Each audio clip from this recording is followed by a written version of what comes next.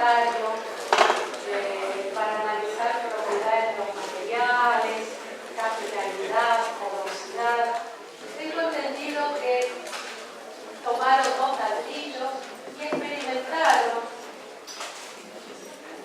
A uno lo asentaron con mortero helio reforzado y otros 2 ladrillos fueron asentados con mortero de cemento impermeable. ¿Es así?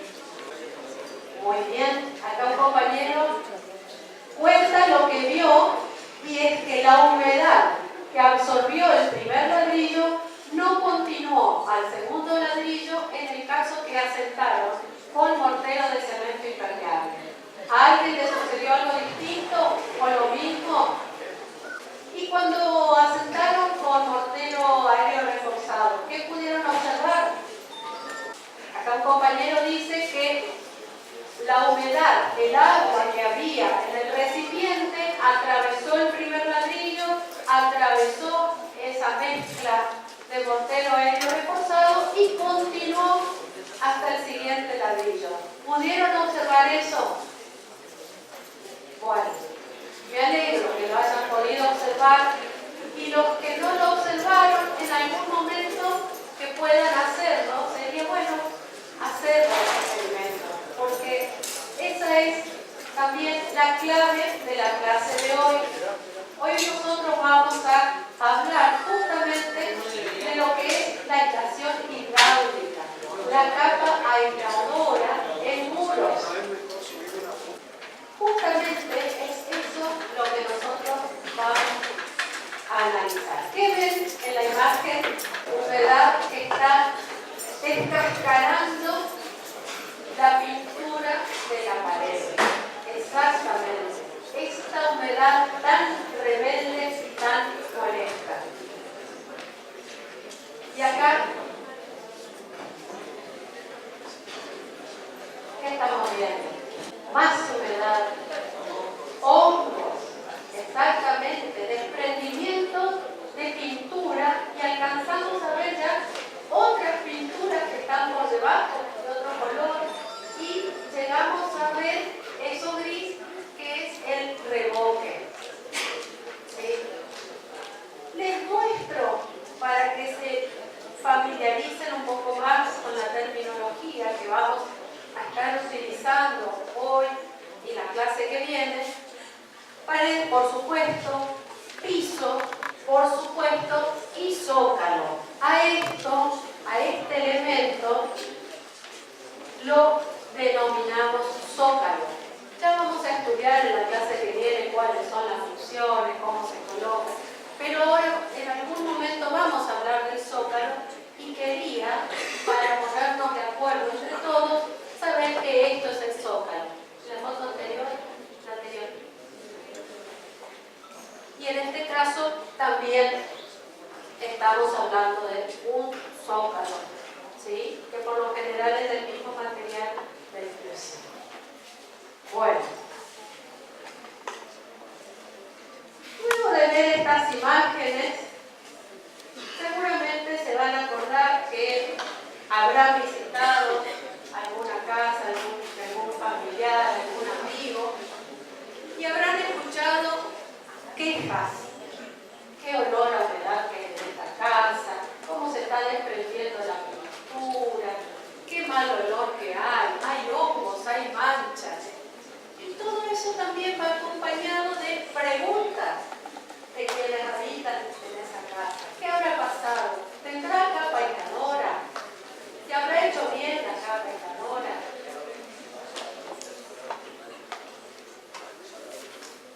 También, a veces, quienes avanzan un poquito más dicen, ¿se habrá dado un cambio?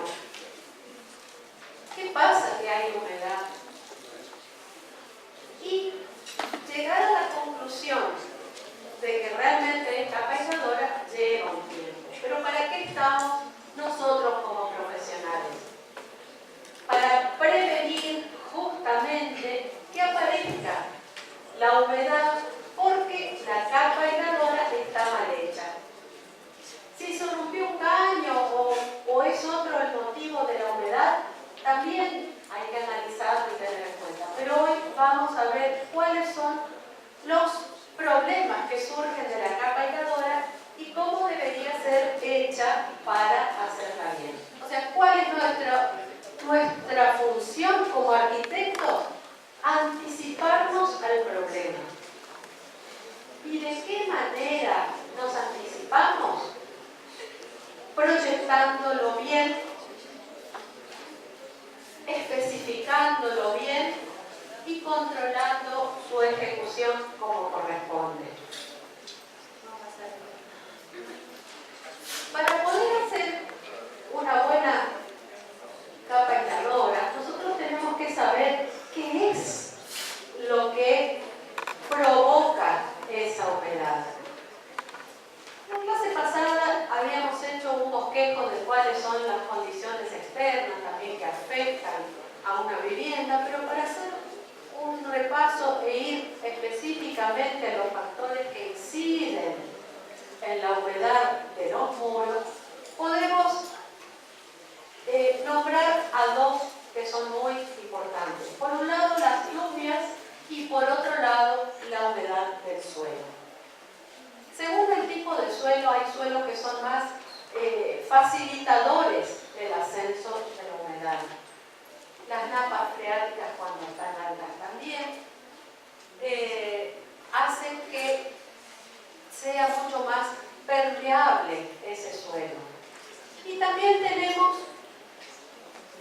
otros factores, como por ejemplo son las lluvias directas que chocan contra las paredes. Esas paredes, además de tener esta capa aisladora horizontal, para evitar el ingreso de agua van a tener que tener aislaciones verticales.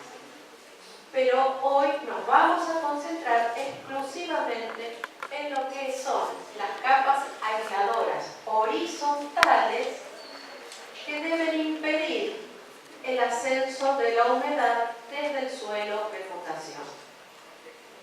Ese va a ser hoy nuestro objetivo.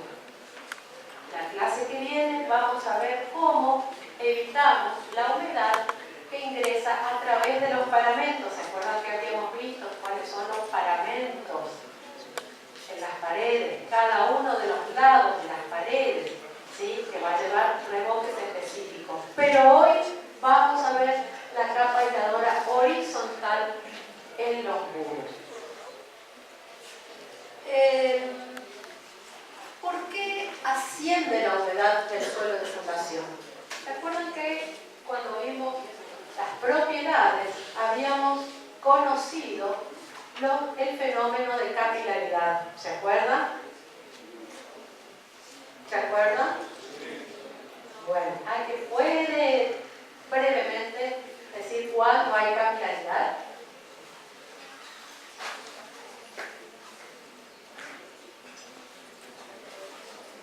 Bueno, ahí está bastante bien explicado, ¿no es cierto?, lo que es capilaridad. Iremos a conocer cuáles son los materiales que tienen estas propiedades y que permiten la capilaridad. En este caso tenemos propiedades, perdón, no los materiales, las propiedades de los materiales que permiten esta capilaridad. ¿Y cuáles son esas propiedades? La porosidad, la higroscopicidad y la permeabilidad. Si bien se vinculan de alguna manera, son todas propiedades que se pueden identificar por separado.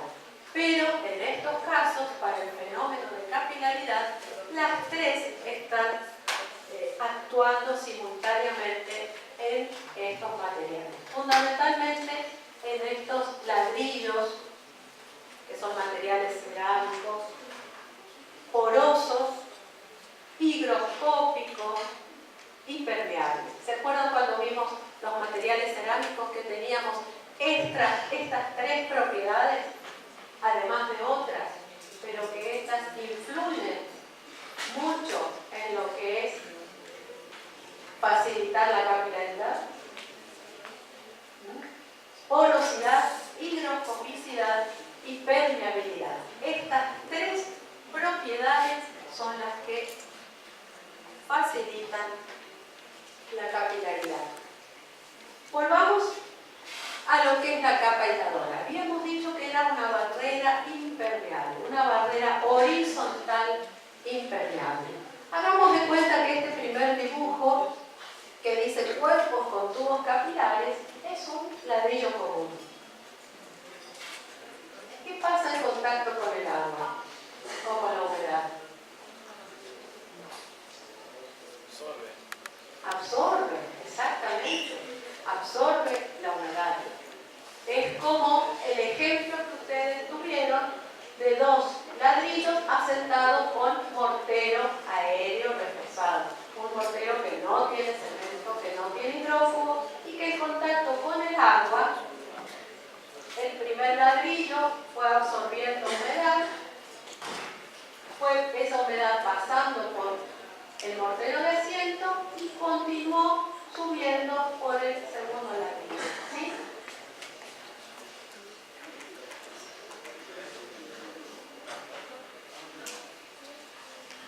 Entonces tenemos que, en ese caso, la capilaridad atraviesa el cuerpo. Si nosotros interrumpimos el cuerpo con una barrera impermeable, ¿qué vamos a tener?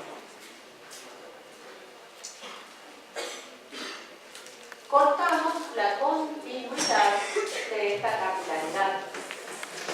Entonces, esta barrera impermeable va a hacer que la humedad llegue hasta la barrera y no pueda pasar, quede ahí tratando de evaporarse. ¿Sí? Esta barrera es una barrera impermeable, corta la continuidad de los capilares. Repasando, decimos que la capa aisladora es una barrera horizontal impermeable en las paredes o muros que sella e impide todas las posibilidades de ascenso de la humedad por capilaridad. Acuérdense bien, interrumpe y es horizontal, capa aisladora horizontal. Vamos a tener, como lo dije hace un momento, aislaciones verticales, pero no se llaman capa aisladora, se llaman aislaciones hidráulicas verticales, aislaciones hidrófugas verticales, pero no es capa aisladora. ¿Sí? ¿Pasamos? ¿Cuáles son las funciones de la capa aisladora? La capa aisladora tiene tres funciones. Primero, que ya lo dijimos varias veces en este rato de clase, evitar el paso de la humedad del suelo de fundación que arrastra sales provenientes del suelo y que dan comienzo a la degradación de los muros y los revestimientos. Primera y fundamental. Por eso ponemos capa aisladora horizontal. Segundo, y que lo habíamos visto ya también, creo que en la clase pasada, nivelar perfectamente las hiladas para la construcción de la mampostería de elevación. ¿De acuerdo a las leyes de Amarejo? Y que necesitamos la perfecta horizontalidad de las hiladas. Bueno, a partir de la capa aisladora horizontal, que por su construcción totalmente controlada, a partir de ella vamos a tener cada una de las hiladas perfectamente horizontales. Y por último, vamos a poder diferenciar lo que es la mampostería de elevación de la mampostería de fundación. ¿Sí? La capa aisladora permite esta diferenciación. Y esta diferenciación nos interesa porque también vamos a utilizar probablemente distintos tipos de mortero, de asiento, de los ladrillos, en lo que es mampostería de fundación, de lo que es mampostería de elevación. ¿Dónde se ubica la capa aisladora? Esto también es importante. Y ya vamos a ir viendo por qué. La ubicación de la capa aisladora corresponde a hacerla en la primer hilada por encima del nivel del piso terminado interior, a la altura de la mitad del zócalo. Por eso yo les quise mostrar, para identificar y saber de lo que hablamos, cuando hablamos de zócalo, ¿cuál es? Bueno, este es la ubicación de la capa aisladora, a la altura del zócalo, ¿sí? Por encima del nivel de piso terminado interior. Y no hay que olvidarse de que la capa aisladora horizontal necesita tener continuidad en la totalidad de las paredes. O sea que debajo de las puertas también se debe construir la capa aisladora. Por supuesto que ya van a ir viendo más adelante, más en detalle, que no va a tener la misma altura, porque ustedes van a decir, pero si usted me dice que la capa aisladora va en la primera hilada a la altura del zócalo, yo cada vez que paso una puerta voy a tener que pasar un escaloncito. No, en esos lugares de las puertas, la capa aisladora se construye a nivel de piso, por debajo del piso. Ya lo van a ir aprendiendo después, no esperen aprender hoy todo. Pero sí que la capa aisladora tiene que tener continuidad en la totalidad de las paredes. ¿Se entiende eso? Eso es la forma correcta de impedir el paso de la humedad, dándole esa continuidad. Esquemáticamente también vamos a ver, a través de este dibujo vamos a ir conociendo las distintas alternativas de capa aisladora que tenemos. Pero va a ser importante que ustedes se familiaricen con un tipo de representación que en este caso significa lo siguiente. Estamos hablando de qué estamos representando acá. La fundación. Acá que estamos representando. ¿Mampostería de qué espesor? De 30. Bien. Estamos indicando de esta manera, con línea, punto, que es solamente una graficación, el nivel de piso interior. En este caso, el interior. Cuando es interior y exterior, también se lo identifica cada uno al que corresponde. Y estamos representando acá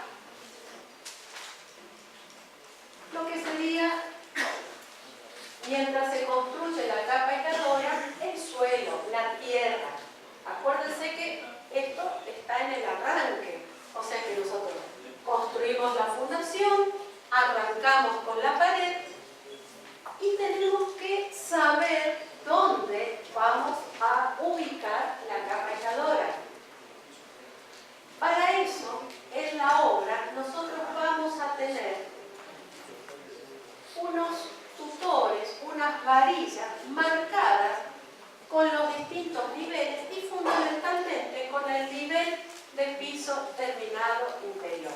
¿Por qué les parece que necesitamos tener indicado y conocer cuál va a ser el nivel de piso terminado interior? Para la vía fundación.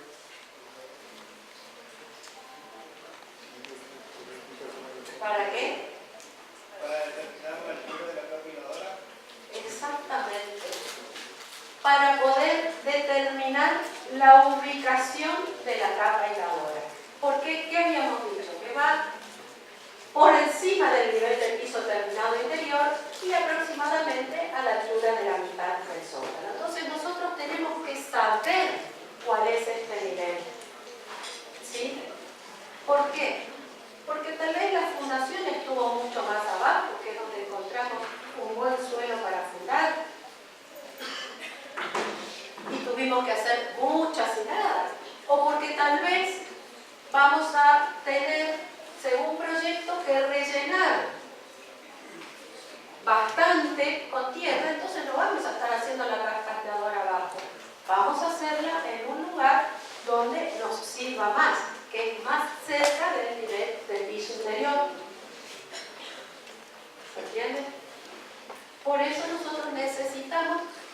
conocer el nivel de piso interior para poder ubicar, y que vamos a representar así, acá, lo que es la capa aisladora horizontal. Tenemos indicado mampostería de fundación, de elevación, niveles de piso, la pared de 30 y lo que es el nivel de piso. Bueno, ¿qué necesitaríamos para tener una capa aisladora que realmente sea efectiva, que realmente cumpla su función, que no permita el paso de la humedad? ¿Qué les parece? ¿Cómo? Esa es una, exactamente, seleccionar buenos materiales. Ese es un punto muy importante. No solo seleccionar, sino conocer cómo se utilizan esos materiales. ¿Qué más? Bueno, podríamos tener en cuenta dos grupos de situaciones. Uno, los que hacen al diseño de la capa aisladora, y otro grupo de condicionantes que hacen a lo que es la construcción de esa capa aisladora. Cuando hablamos del diseño, ¿qué tenemos que tener en cuenta? La correcta ubicación y seleccionar bien los materiales. Como decía el compañero, el tema del hidrófugo, por ejemplo. Y luego, ¿qué tenemos que hacer? Además de ubicarla como corresponde y tener en cuenta los materiales adecuados. Perdón, ¿cómo? Hay que preparar como corresponde la mezcla. Exactamente. ¿Alguna otra cosa relacionada con la construcción? ¿Cómo?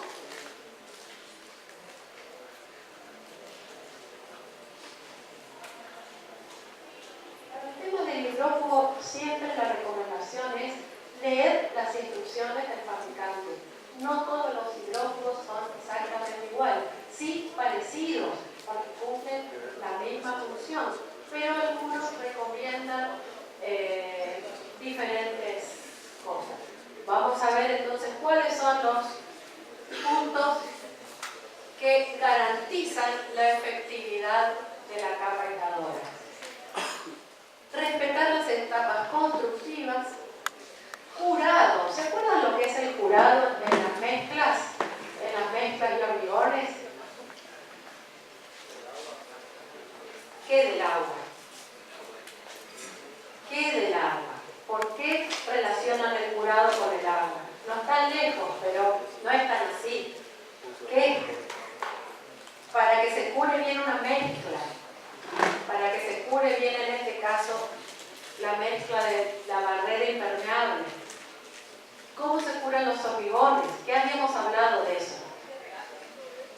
Hay que regarlos. Bueno, muy bien. ¿Por qué? Para que no se evapore muy rápido el agua y deje poros. Exactamente. ¿Sí? Entonces, curarlo significa protegerlo de la radiación del sol directo, de un viento muy caluroso. Nosotros necesitamos evitar que se seque rápido. Tenemos que evitar que se evapore rápido el agua. Entonces tenemos que curarlo, taparlo, humedecerlo, protegerlo, que la evaporación del agua de esa mezcla sea lenta, que se vaya fraguando como corresponde, no que ese frague sea muy rápido, porque si no la mezcla queda porosa y débil. El otro punto es dar continuidad con el resto de los componentes. Así como hablábamos hace un rato del zócalo, nosotros necesitamos dar continuidad por debajo de la puerta y en todo el perímetro a la capa aisladora. ¿Pasamos? Bueno, ahora vamos a ver ejemplos de capa aisladora. Nosotros tenemos distintas formas de construir.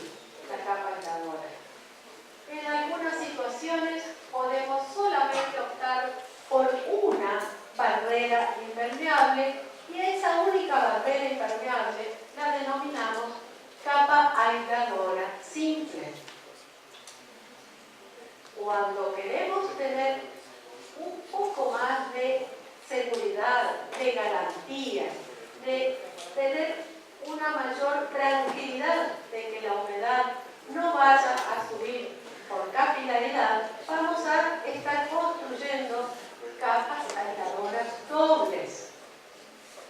Y cuando queremos una mayor seguridad, estas capas aisladoras dobles se van a denominar y se van a construir en forma de cajón y se denominan capa aisladora doble sellada.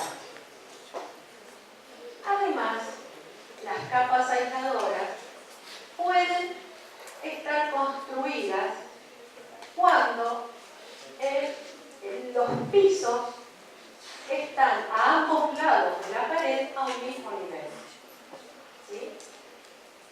Podemos tener el mismo nivel de pisos a ambos lados de la pared, sea interior o sea exterior, pero tenemos el mismo nivel a ambos lados. Pero también podemos tener la situación de tener distintos niveles de piso, ya sea interior o exterior. Entonces, ahí va a estar la diferencia en la forma de diseñar adecuadamente la capa aisladora en función de la pared que ustedes tengan, en función del local, de la diferencia de pisos y el grado de seguridad y garantías para su mejor efectividad que quieran darle. Por ejemplo, nosotros nuevamente tenemos el ejemplo de la pared de 30, los niveles de piso, pero ¿qué pasa acá? Acá está, se olvidaron de hacer la capa aisladora. Entonces, ¿qué pasa con la humedad acá? Empieza a subir por capilaridad. ¿Sí? Entonces, esa humedad sube por capilaridad y busca evaporarse por donde puede. ¿Sí? Por eso después estuvimos viendo todas esas manchas de humedad. ¿Sí? Como nosotros sabemos que no tenemos que hacer esto, que tenemos que colocar la capa aisladora horizontal, vamos a ir proyectando de a poco la capa aisladora. Entonces tenemos la mampostería, luego de la fundación construimos la mampostería hasta el nivel que determinamos que vamos a tener el piso, el nivel del piso terminado. Y ahí hacemos la barrera impermeable, la barrera horizontal, la capa aisladora. Una vez que tenemos esa capa aisladora, la humedad no va a seguir pasando. Va a llegar hasta ahí y ahí va a tratar de evaporarse por donde pueda, pero no va a atravesar esta barrera.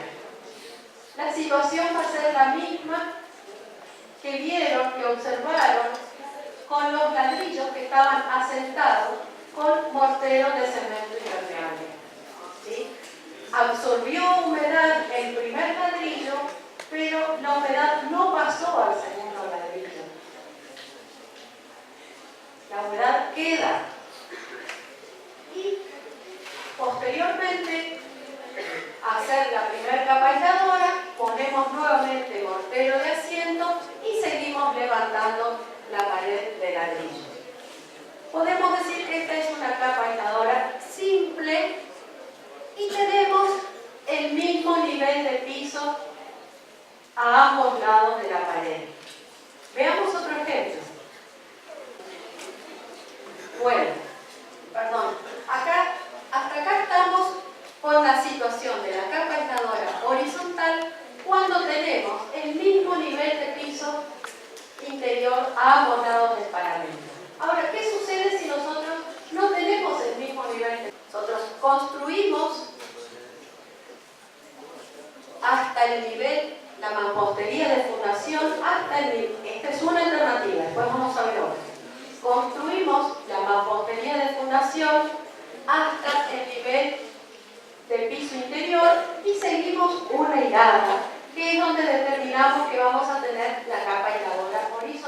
Estamos hablando de capa aisladora simple. O sea que nosotros tenemos que elegir dónde vamos a poner esa barrera impermeable. Si la vamos a poner cerca del nivel del piso exterior o por encima del nivel del piso interior. Entonces nosotros decidimos en este caso que la capa aisladora la vamos a poner por encima del nivel del piso interior para tener una mayor seguridad. Hay casos en que se puede llegar a colocar a nivel del piso exterior, pero no es este caso. Posteriormente, al construir la capa aisladora horizontal, cerramos el lateral con una aislación vertical, una aislación hidráulica vertical. ¿Qué nos permite esto? Evitar que la humedad pase. Posteriormente seguiremos construyendo la mampostería. Acá tenemos representado gráficamente la capa aisladora simple con un cierre impermeable vertical. ¿Se entiende esta alternativa? ¿Sí? Bueno, pasamos a otra. Capa aisladora doble. Tenemos la fundación, mampostería de fundación y tenemos nuevamente dos niveles de pisos. Tenemos piso interior y piso exterior. Pero en este caso vamos a hacer capa aisladora doble. Entonces ya vamos a poder tener en la altura del primer zócalo del exterior la primera capa. ¿Sí? Entonces construimos la primera capa y ahí ya tenemos la barrera impermeable del agua que sube por capilaridad. Y llega hasta ahí, no pasa. Continuamos con la construcción de la mampostería y construimos la segunda capa aisladora a la altura del nivel del piso interior. ¿Se ve? ¿Se entiende? Una vez que nosotros tenemos ubicadas las dos capas aisladoras, tenemos un problema muy serio que evitar. A ver si se dan cuenta cuál es. Bien. Otro que opine, otro que haya detectado cuál es el problema si dejamos solamente las dos capas aisladoras horizontales con este desnivel en el suelo. ¿Qué pasa?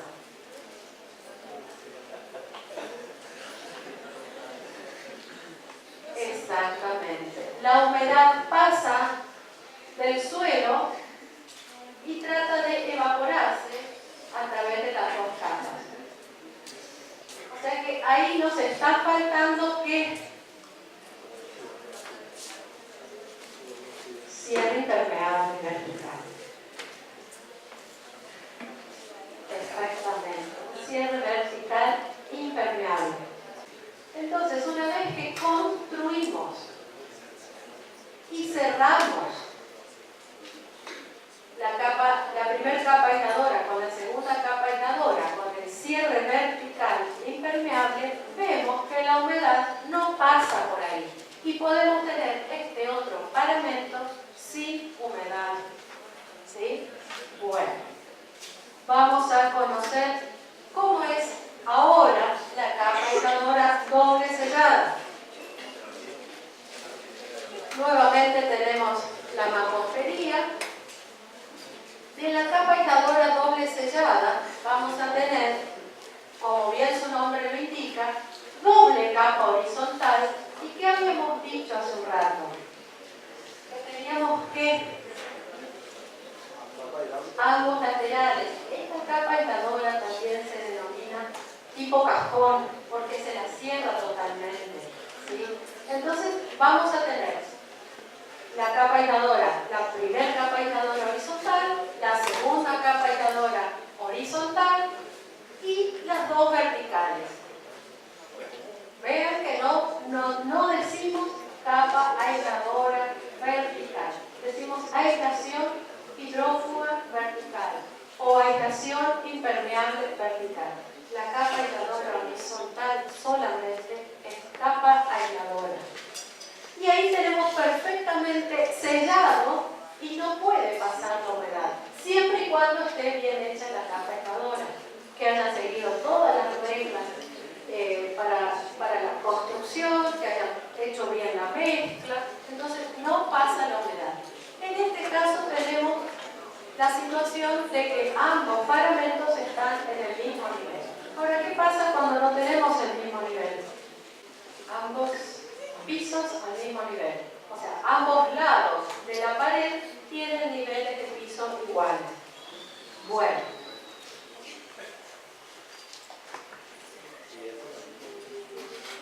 A ver, seguimos.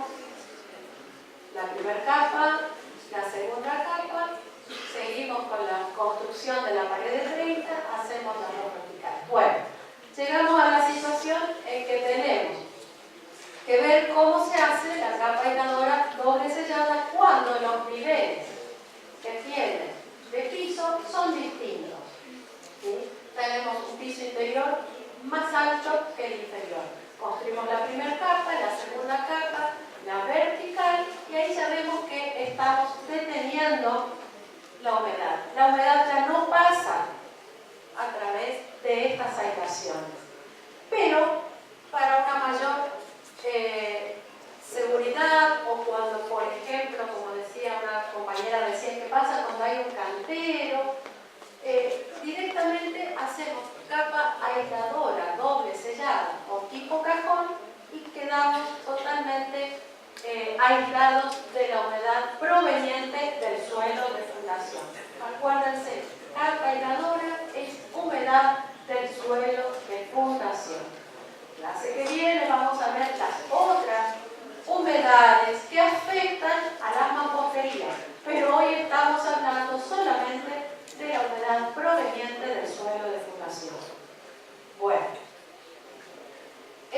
a modo de ejemplo de lo que estuvimos hablando, vamos a ver algunas fotos para que, si ustedes tienen la oportunidad de ir a la obra, puedan realmente ver con mayor claridad, con mayor vivo y en directo, cómo es una capa aisladora, y según el momento que ustedes se acerquen.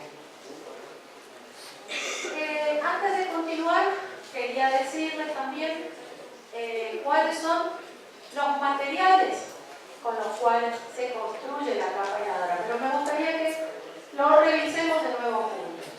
¿Con qué mezcla asentaron los ladrillos en el experimento que hicieron? Mortero de cemento. ¿Qué más para que sea impermeable? Bueno, en el caso de las capas aisladoras, nosotros tenemos que hacer todo lo posible para que la humedad no pase. Y sabemos que muchas veces el proceso de curado no se hace como corresponde, o que se secó muy rápido por algún otro motivo la mezcla. Siempre va a haber algunas pequeñas fisuritas, entonces se complementa con la pintura asfáltica. ¿Se acuerdan ustedes cuáles son las propiedades de los materiales bituminosos?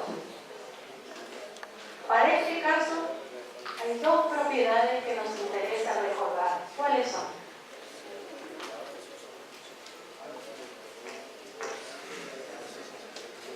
Acá me dicen impermeable, muy bien. ¿Qué más? Además de ser impermeables, ¿qué otra característica tiene? ¿Qué otra propiedad tiene?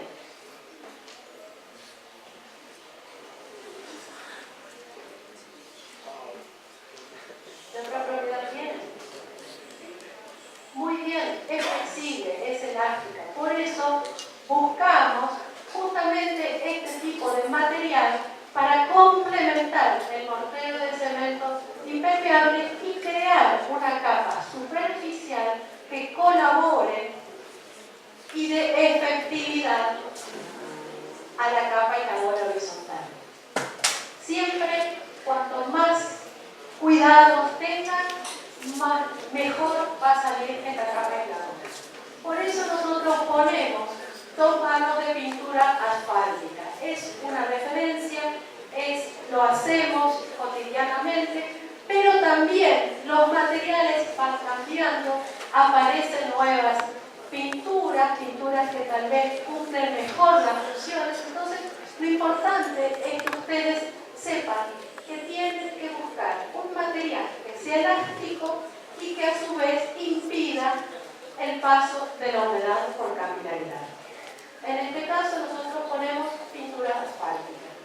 Además, les dejamos 2 o 3 recomendaciones para lo que son las elaboraciones de las mezclas, que la mezcla que se haga para el mortero de cemento impermeable sea con arena seca, esté bien zarandeada, que no haya impurezas, que no haya estrellitas de madera, cacas de gato. Sí, se ríen, pero en una obra todo eso es muy frecuente. Y la capa aisladora es muy delicada. Entonces hay que zarandear bien la arena y mezclarla cuidadosamente con el cemento, con el hidrófugo, con el agua y, como les decía hace un rato, también leer muy bien las instrucciones específicas del hidrófugo que elijan y, por último, decirles que esta capa aisladora va a tener un espesor de entre 2 y 2,5 centímetros. ¿Sí? Bueno, vamos a algunas fotos. Acá vemos una pared de 15, una pared de ladrillos de 15 centímetros de espesor, que se está preparando para recibir la capa aisladora.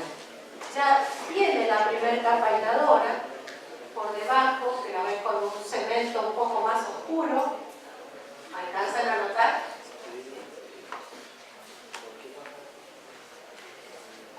¿Se acuerdan que estábamos hablando de morteros de asiento con mortero de reforzado y morteros de cemento impermeable para la capa aisladora? Acá Alejandro les está señalando la diferencia de color, inclusive, que ustedes lo habrán visto cuando hicieron las mezclas en el patio, que tenemos entre los morteros de cemento y los morteros a base de cal. ¿Las pueden apreciar? Bueno, entonces ahí tenemos ya construida la primera capa aisladora. ¿Sí? Ahí se alcanza a ver lo que les explicaba hoy, que se continúa la capa aisladora en el umbral. Tenemos que tener continuidad. Si hay una puerta, la capa aisladora bajará, subirá, continuará. Continuidad es lo que le va a dar también efectividad a la capa aisladora. Entonces, a la vista está la primera capa aisladora. Y ahora nos detenemos para ver paso a paso cómo se construye la capa aisladora, esta otra capa aisladora. Habíamos visto que tenía que tener 2,5 centímetros promedio de altura. Y habíamos visto que a partir de la capa aisladora tenemos que tener la perfecta horizontalidad de las hiladas. Entonces nosotros vamos a preparar esa base para que la capa aisladora pueda ser perfectamente horizontal. Entonces, primero, por supuesto, se limpian los ladrillos, que no haya rebordes de mezcla, y se colocan estas 2 reglas. Estas 2 reglas colocadas al costado de la pared cumplen la función de contener la mezcla y darle la altura y el nivel a la totalidad de la capa aisladora. Ven ustedes que sobresale al costado de la pared solamente, en este caso, 2,5 centímetros, 3. Previamente se tomó nuevamente el nivel con hilo para saber dónde va a estar y colocar medianamente horizontal las reglas. Estas 2 reglas se las sujeta con ganchos, unos ganchos que son de hierro, que se le hacen la obra. Y una vez que tenemos colocadas las reglas, tenemos que nivelarlas con nivel de manguera, con nivel de mano. ¿Saben? ¿Se acuerdan cuando vimos el nivel de mano con la burbuja? Bueno, se utiliza tanto en sentido del largo de la pared como en sentido transversal para que la capa aisladora esté perfectamente horizontal en ambos sentidos, tanto transversal como longitudinal. Ahí tenemos el nivel de mano. Estamos manejando. Entonces, una vez que tenemos perfectamente niveladas las dos reglas, procedemos a terminar de limpiar los ladrillos y a humedecerlos. ¿Se acuerdan que también habíamos visto por qué tenemos que humedecer los ladrillos? Bueno, avancemos. Entonces, una vez que tenemos humedecidos los ladrillos, colocamos este mortero de cemento impermeable. Lo colocamos a todo lo largo del tramo que habíamos preparado la regla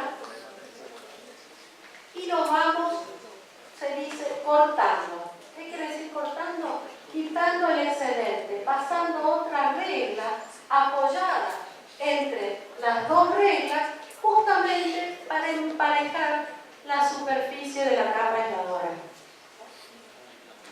Ahí está la regla, y Alejandro les está mostrando. Uno de los elementos es la regla con la cual vamos cortando la capa aisladora y el otro es el nivel de mano, que también es una herramienta inseparable del que está construyendo la capa aisladora. No pueden hacer a ojo, tienen que tener herramientas, ¿sí? Bueno, una vez que se corta la capa aisladora, se pasa con la cuchara y se va alisando la superficie, se la va golpeando, se la va alisando, de manera tal de que quede lo más lisa posible. Ven ustedes ahí el operario cómo está achatando esa mezcla y creando una superficie muy lisa con la cuchara, ¿sí? Una vez que termina con ese trabajo prolijo de alisado, le espolvorea cemento para endurecerla superficialmente y le tiran un poquito de agua, justamente para ir acompañando este proceso de que no queden poros en la parte superficial de la capa aisladora.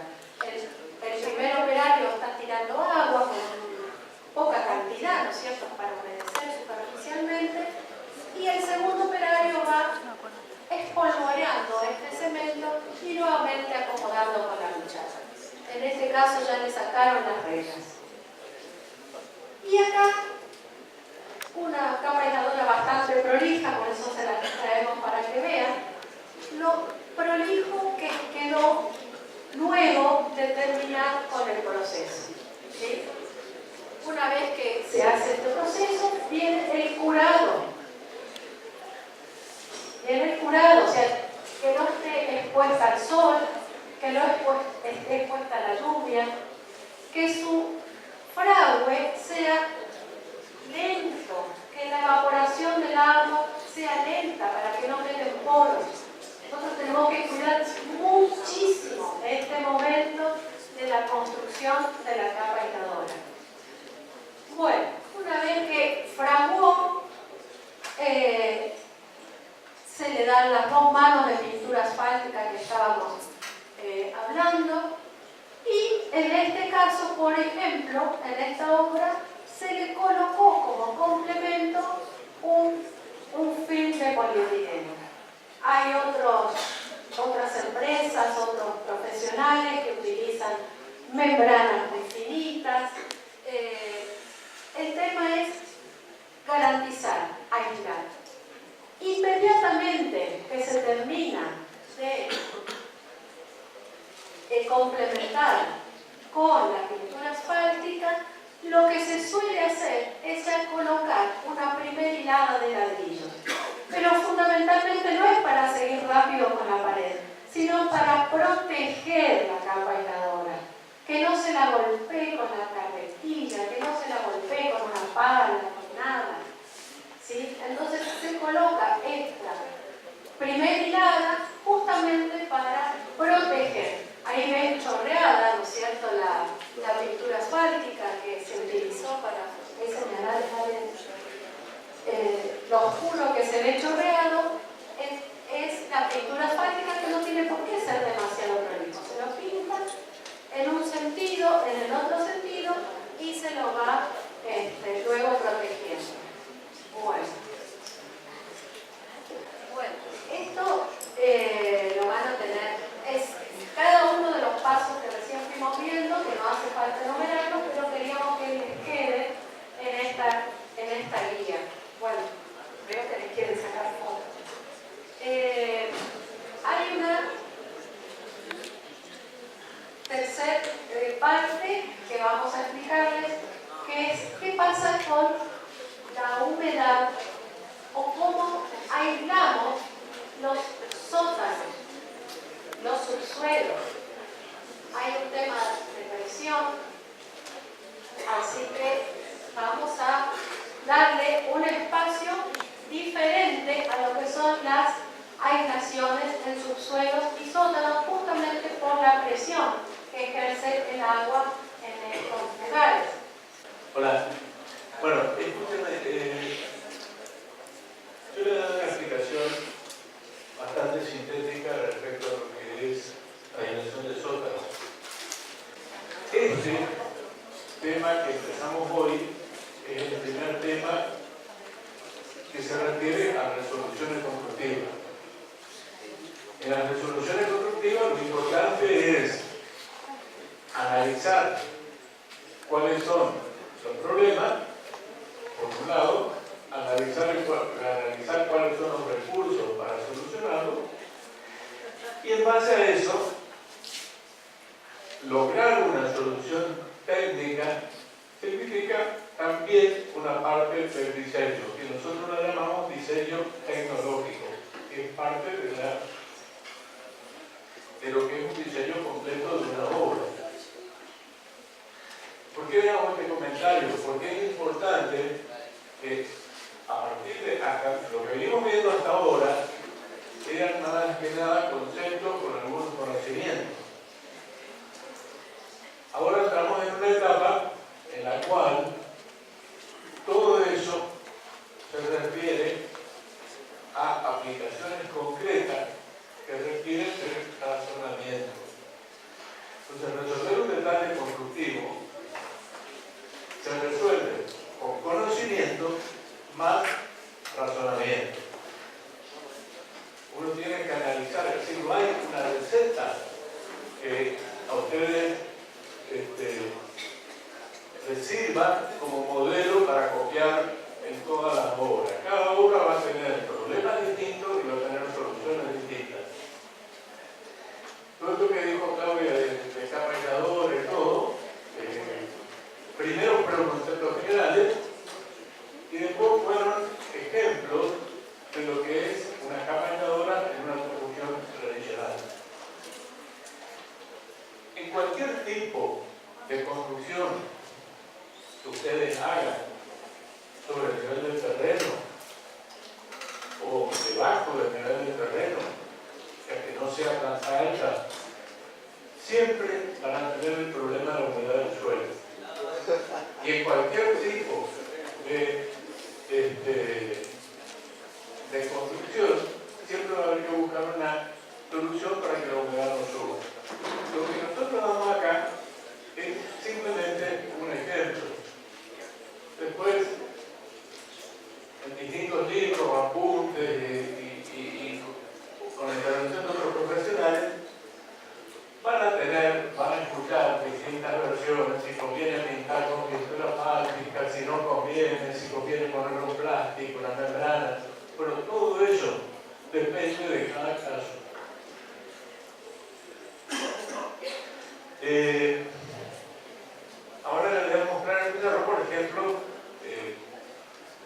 lo que podríamos hacer y cuándo conviene o no conviene poner una pintura o no ponerla.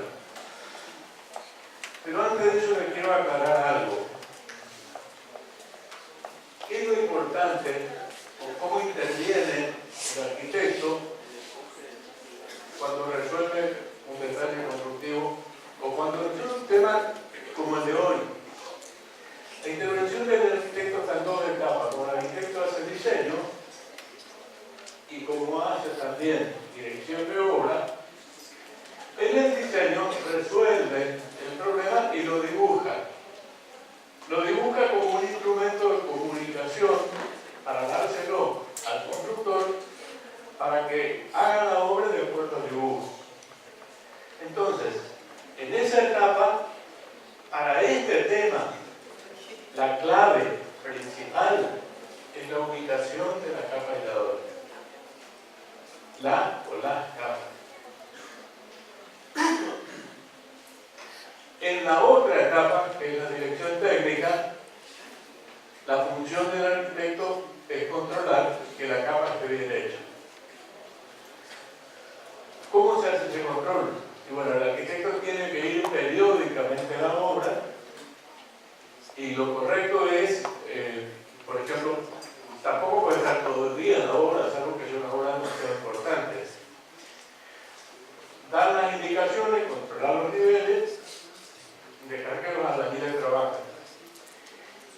Pero cuando ya se terminó de construir la capa aisladora, antes de continuar con la pared sobre la capa aisladora, hacer una verificación de que eso esté realmente bien hecho. Entonces, lo que uno tiene que aprender como arquitecto, es decir, como alumno, después de ser como arquitecto, en la etapa de diseño, lo fundamental es la ubicación, que es lo que principalmente nosotros vamos a evaluar en la parte escrita del examen. También que rindan tecnología, si les toca este tema, lo más importante va a ser verificar que la capa esté bien ubicada para que no suba de humedad. ¿Cuál es la ubicación correcta? Bueno, se basa en todo lo que explicó Claudia. Y después, en la parte teórica del examen, se le puede preguntar respecto al criterio de ubicación de la capa y también se le puede preguntar respecto a cómo se construye. Lo que nosotros tenemos que hacer es evaluar a ustedes a ver si aprendieron, o sea, si adquirieron los conocimientos necesarios para el día de mañana ejercer la profesión. Bueno, la otra cuestión, que los detalles constructivos nunca se resuelven en forma aislada. Cuando uno resuelve un detalle constructivo, lo resuelve. Y cuando digo un detalle constructivo, puede ser la capa aisladora, puede ser una ventana, una puerta, puede ser el techo, un cielo raso. Es decir, se resuelve analizando el tema con el resto de los temas que están vinculados. Ustedes van a ver ahora en las próximas clases una serie de temas que están vinculados a la capa aisladora, que son contrapisos, pisos, zócalos, revoques, revestimientos, y en realidad en detalle abarca el conjunto. Lo que uno tiene que hacer es ir dando los pasos necesarios de análisis para poder llegar a una solución. Entonces, vamos a tomar como ejemplo el caso de lo que les decía Claudia recién, cómo aislamos un sótano o un subsuelo. La aislación de un subsuelo, o sea, de cualquier construcción que esté por debajo del nivel del suelo, principalmente en las zonas donde el nivel de la napa de agua está relativamente alto, es un problema que requiere un análisis bastante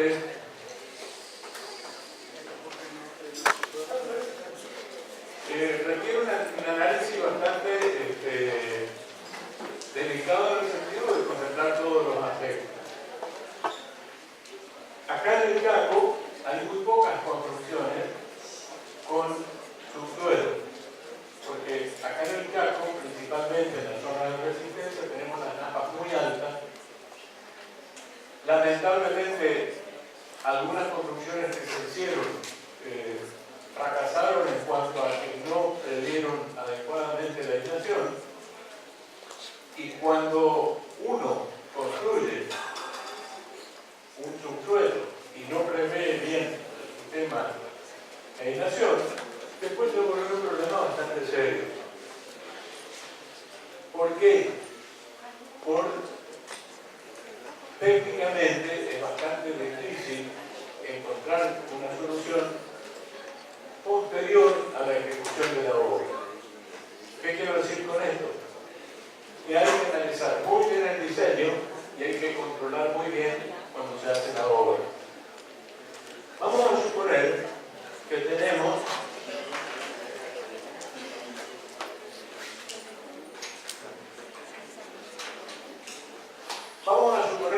acá el nivel del terreno. Y vamos a suponer que debajo, o sea, este nivel lo vamos a indicar como nivel más menos 0, 0, 0.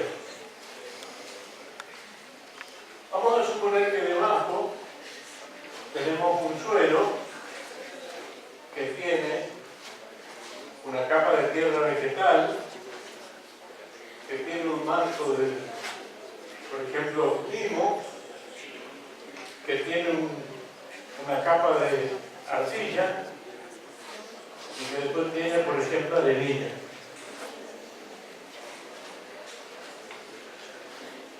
Queremos construir un subsuelo porque, lógicamente, habremos tenido alguna condición de diseño, como la necesidad de hacer un estacionamiento o algo por el estilo,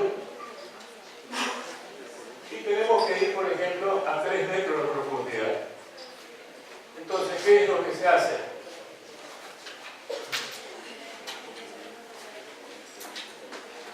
Vamos a ir haciendo paso a paso y vamos a ir analizando el problema.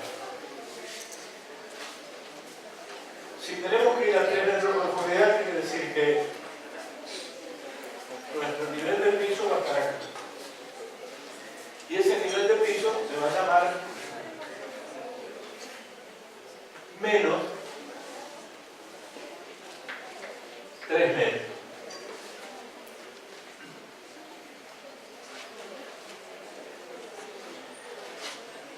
¿Qué es lo primero que tenemos que hacer acá? Se supone que lo que nos hubiera convenido hacer es primero un estudio del suelo. En el estudio del suelo ya sabemos qué tipos de suelo hay, y así como trabajamos para la fundación, en este caso vamos a trabajar para el subsuelo. Vamos a suponer que en este lugar el nivel de la tapa de agua está hasta acá.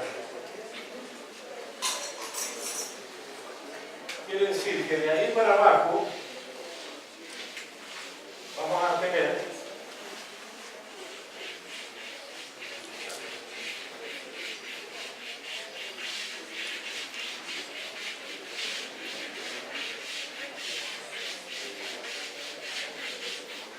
una tapa que va a ocupar todo ese volumen.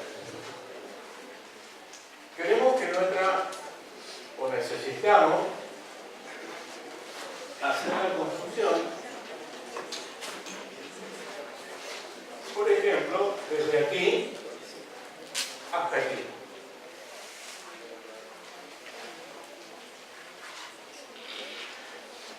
¿Qué es lo primero que tenemos que hacer?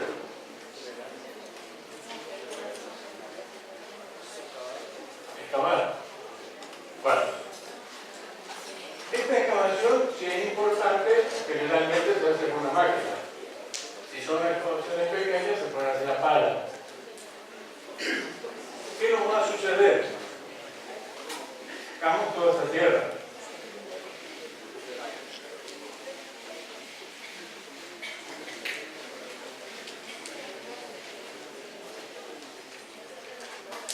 ¿Qué va a pasar si nosotros dejamos la excavación en esas condiciones? ¿Qué va a pasar con la tapa de agua?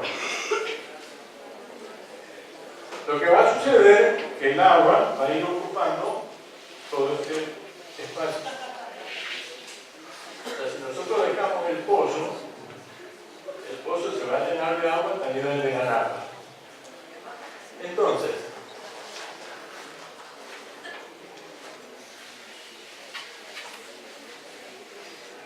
hay distintas maneras de mantener esto seco para poder hacer la construcción.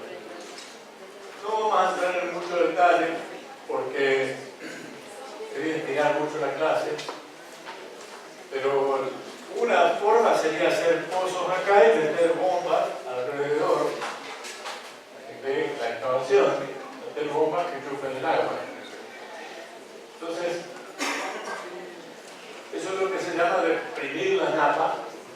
Significa ir sacando el agua que viene. Pues el agua de la napa no viene a la velocidad de lo que el agua de un río, viene mucho más lenta. Entonces, si uno la va sacando con una bomba, puede mantenerse seco el pozo.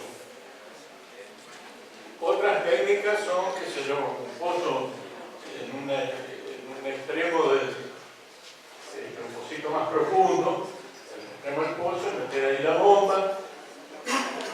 Bueno, todo depende del tamaño de la construcción, de la tecnología que vamos a aplicar, de los materiales que vamos a utilizar, etc. Lo importante es que vamos a tener que buscar una manera de mantener seco el pozo hasta que hagamos la construcción. La construcción que hagamos va a tener un problema que va a ser la presión del agua. El agua hace presión que está en función de lo que pesa. El agua pesa 1000 kilos por metro cúbico. Es el valor que generalmente sirve de referencia para todos los pesos específicos. A 1 metro de profundidad ejerce una fuerza de 1000 kilos por metro cuadrado. Es una fuerza importante.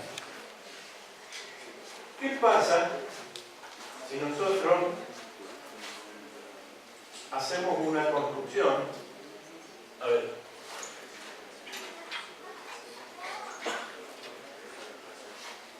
Una construcción que sea,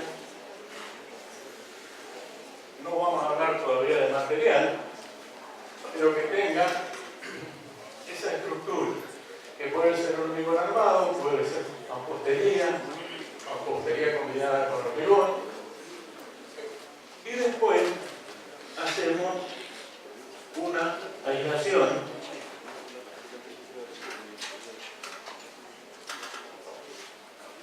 acá en la superficie.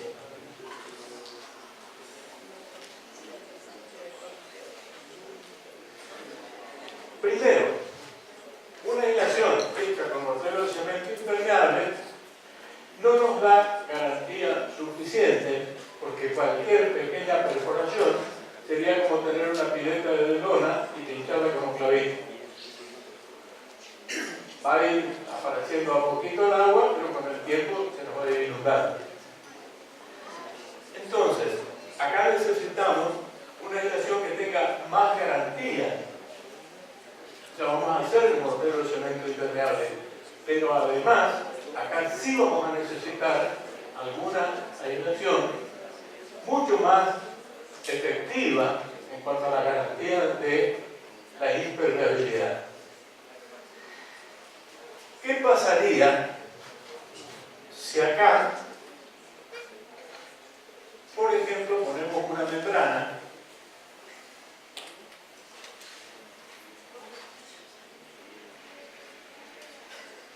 de esta forma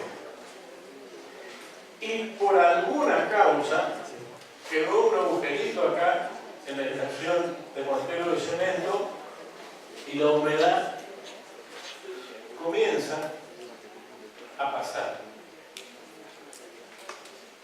¿Qué va a pasar acá?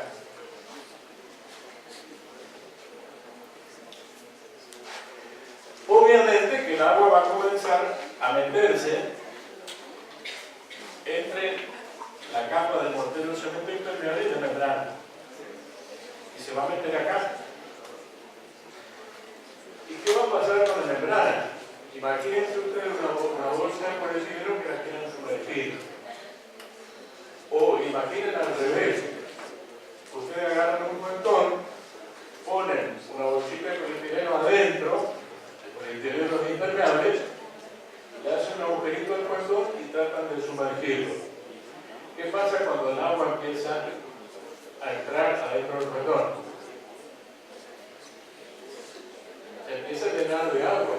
Entonces esto levantaría la membrana, esto se va a ir llenando de agua y va a ir levantando la membrana, se va a ir despegando. Va a empezar por abajo, la membrana va a hacer esto y va a seguir entrando el agua y va a seguir levantando y levantando y levantando y la va a ir despegando. Y lo más probable que al pasar un tiempo de un mes o 2 meses, nosotros vayamos allá y encontremos la membrana acá arrugada y encontremos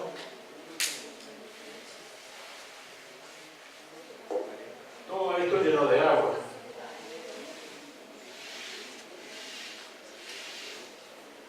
¿Es así?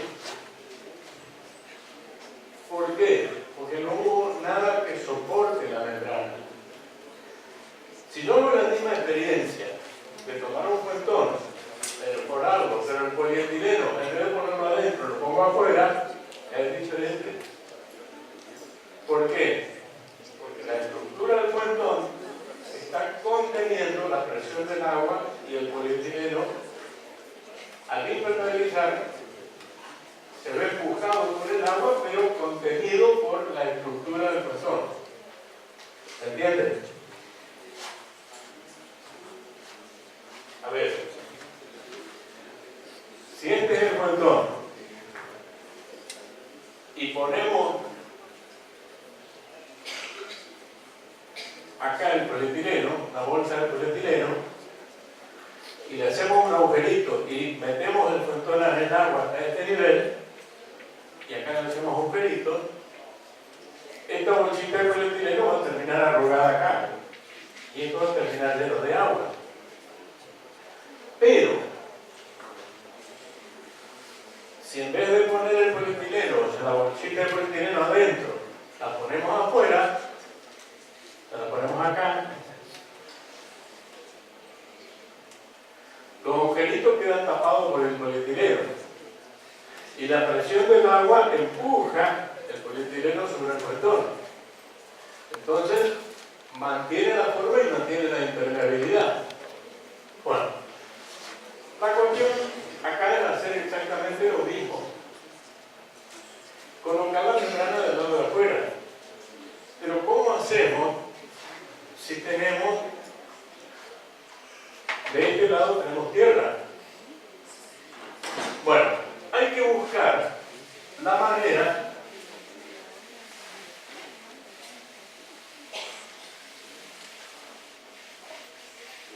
de construir primero una superficie que haga de soporte, que nos permita hacer la impermeabilización con mortero de cemento impermeable y colocar la membrana. Y después, del lado de adentro, hacer la estructura que contenga la presión del agua. O sea, afuera ponemos la membrana y adentro ponemos lo que sería la estructura del cuentón. Les comento un caso, una manera de hacerlo, porque hay varias maneras de resolverlo. Una manera de hacerlo es construir abajo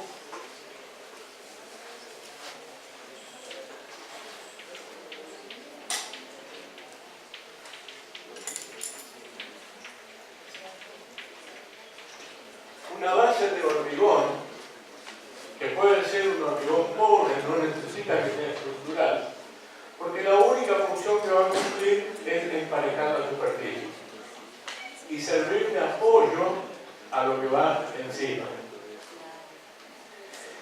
Y podemos construir en las paredes dos superficies que podrían ser de hormigón, de ladrillo, lo que sea. Una de las soluciones más comunes es hacer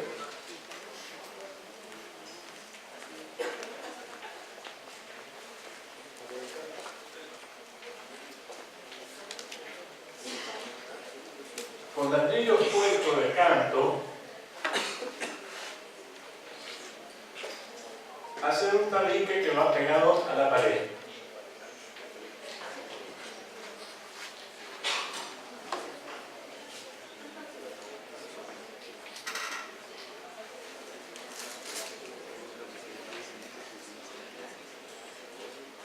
Bueno, una vez que hicimos eso, ¿qué es lo que tenemos? Tenemos una superficie de apoyo sobre la cual trabajar. ¿Qué hacemos como primera capa? Y bueno, un mortero de cemento impermeable puede cumplir una doble función. Por un lado, hacer de primera barrera de aislación. Y por otro lado, emparejar la superficie para colocar algún tipo de membrana. Entonces, con mortero de cemento impermeable, hacemos en el piso una capa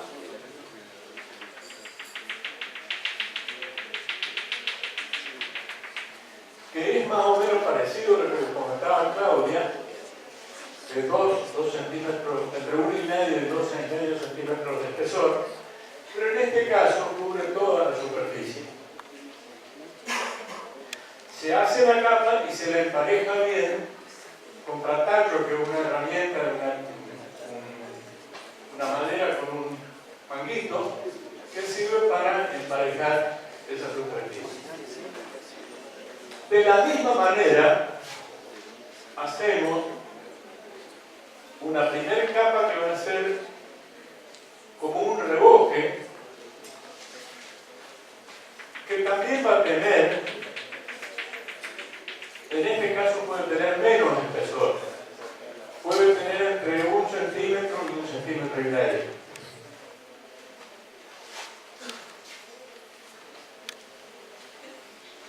Que también lo vamos a repasar, o sea, pasar esta herramienta que se llama platar para dejar la superficie perfectamente plana.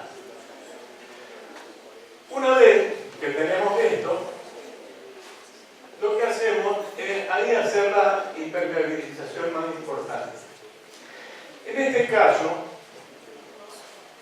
generalmente se usan membranas, pero normalmente no se usan las membranas que nosotros conocemos como aislación de techo, que son las membranas asfálticas.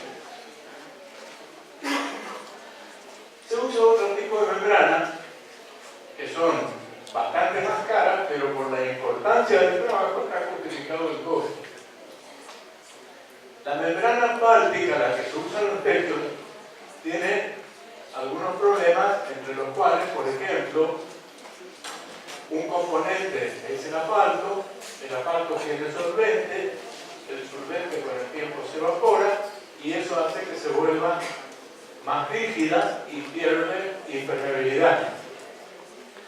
Como lo que estamos por hacer acá es importante porque va a quedar y después no se va a poder acceder, ahora vamos a ver por qué, entonces tenemos que hacer algo que nos dé completa garantía de que va a funcionar bien.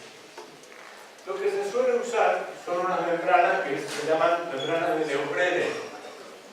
El neoprene es un material muy parecido a la goma de las cámaras de los autos, pero es un producto sintético que tiene mayor duración, mayor durabilidad que las membranas asfálticas, lógicamente, y que la goma también. Les repito, es una membrana que es más cara que la otra, pero que es más efectiva. Se coloca, viene generalmente en rollo de 1 metro de ancho, y se coloca solapando, es decir, superponiendo los bordes y soltándolo con temperatura. O sea, tiene una pistola especial que calienta el material hasta el punto de fusión y ahí se pega el solate y con un rodillito se aplasta de manera que eso quede perfectamente bien soldado. Una vez que terminamos de poner la membrana,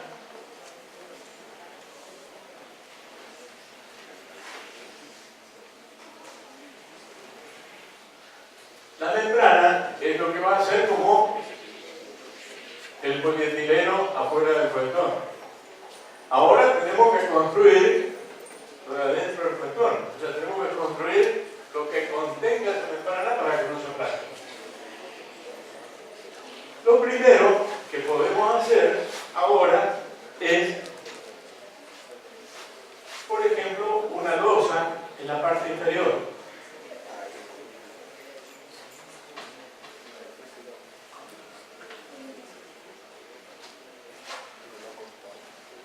Y una vez que tenemos construida esa losa, construir, por ejemplo, dos paredes de mampostería de ladrillo común o dos tabiques de hormigón. Depende de la altura de la tapa, depende de la presión que tengamos, depende de los costos que podamos asumir y va a depender también del tamaño que tenga el lugar en el que vamos a trabajar. Si esto lo hiciéramos de ladrillo,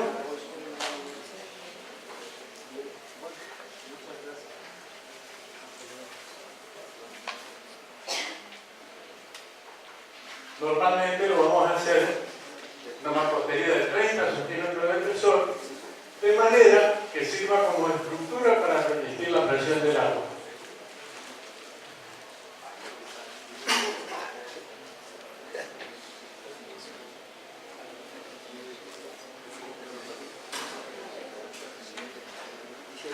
Y acá viene una pregunta que quiero que me la contesten ustedes.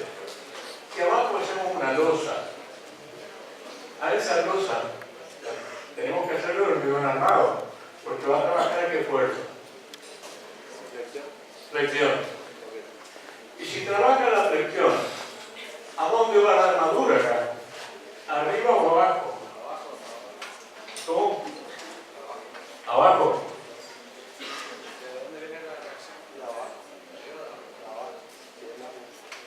¿Por ahí coincidí?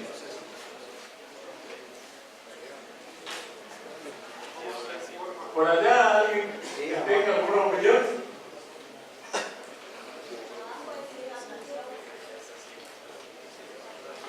¿Alguien más? Bueno, vamos a seguir analizando acá. Esta pared, en realidad, está actuando como si fuera un apoyo de una losa, pero acá en forma invertida. Y esto es como si fuera otro apoyo. ¿Y dónde va a estar la fuerza más importante de la presión del agua? Acá en el medio. Entonces, si esa es la presión del agua, empuja en este sentido, y estos dos puntos funcionan como un apoyo invertido, ¿a dónde va la armadura ahora?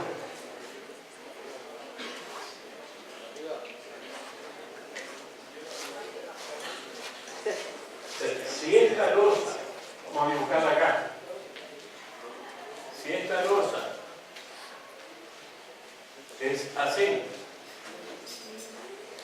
y tiene un apoyo acá, otro acá y la fuerza del agua acá, ¿cómo tiende a deformarse? De esta forma, para arriba. Entonces, ¿dónde hay compresión? ¿Arriba o abajo? ¿Dónde hay compresión? Abajo. Entonces, acá hay compresión y acá hay tracción. ¿El hierro qué zona trabaja mejor? ¿A la compresión o a la tracción?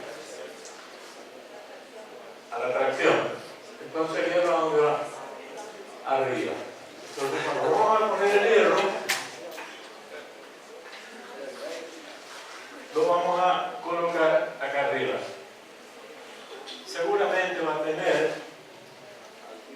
unos doblados, pero eso lo van a aprender después en estructura. Pero la armadura principal va en la parte de arriba.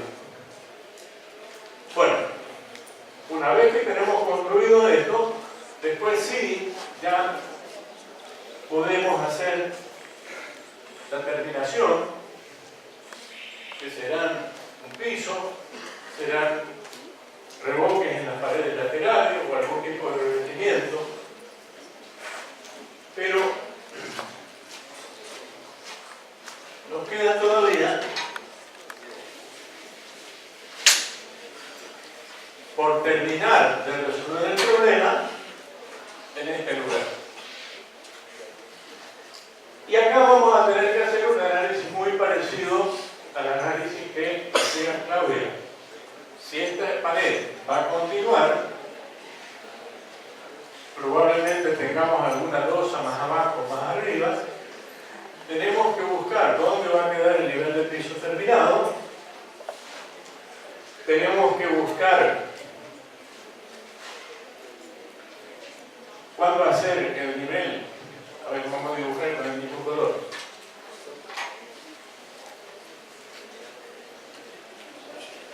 De la primera hilada que está sobre el nivel de piso terminado. Eso es muy importante y lo van a ver en la clase próxima, cuando vemos la parte de zócalo. Porque la capa aisladora, para funcionar correctamente, tiene que ser resuelta de manera que el zócalo pueda completar la solución. Eso lo vamos a ver en la clase que viene. Por ahora, el concepto es que la capa aisladora va casi siempre en la hilada siguiente sobre el nivel de piso terminado. Entonces, si este es el nivel de piso terminado, haremos ahí la capa aisladora horizontal de la pared y lo que nos queda por solucionar es el encuentro de la aislación del subsuelo con esta capa. ¿Cómo se resuelve? Generalmente, lo que se hace es completar con mortero de cemento.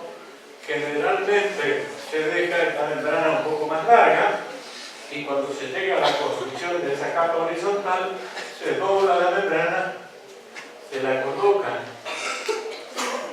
sobre la pintura asfáltica y a partir de ahí se continúa con la construcción. ¿Por qué empleo mucho el término de normalmente? Porque esto es un ejemplo, es una posible solución. Cada obra, según las características que tenga, el terreno que tenga, los materiales que vayamos a usar y todas las condiciones que hacen a la solución de diseño, van a ser las que van a definir realmente cuál es la solución más conveniente. ¿Qué les quiero decir? Esto es un ejemplo, no es para tomarlo como un modelo. Es simplemente para hacerlo razonar y para que vean que el problema de la aislación no se resuelve simplemente dibujando y colocando la capa en el lugar. Hay que pensar en hacer la excavación, hay que pensar en sacar el agua, hay que pensar en hacer una superficie de apoyo para colocar la aislación, hay que colocar la aislación y después hay que hacer una estructura que soporte la presión del agua. ¿Se entiende? Bueno, este tema es un tema que también lo van a repetir probablemente en construcciones del tercer año y van a ver otros ejemplos más. Lo importante acá es ver que cuando pensamos en la aislación no podemos pensar solamente en el problema aislado. El problema se va a relacionar, hasta acá vimos, por una cuestión estructural.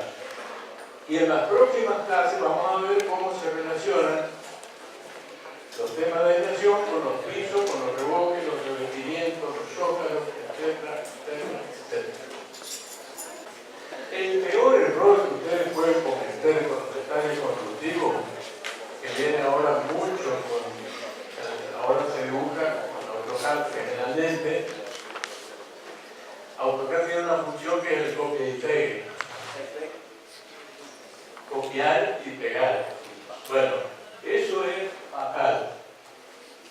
Yo les puedo mostrar en alguna oportunidad algunos casos que me han sucedido porque por alguna razón copiaron una solución que no era la adecuada y después en la obra aparecen los verdaderos problemas. Ahora, este es un ejemplo bastante mejor dibujado de lo que puede ser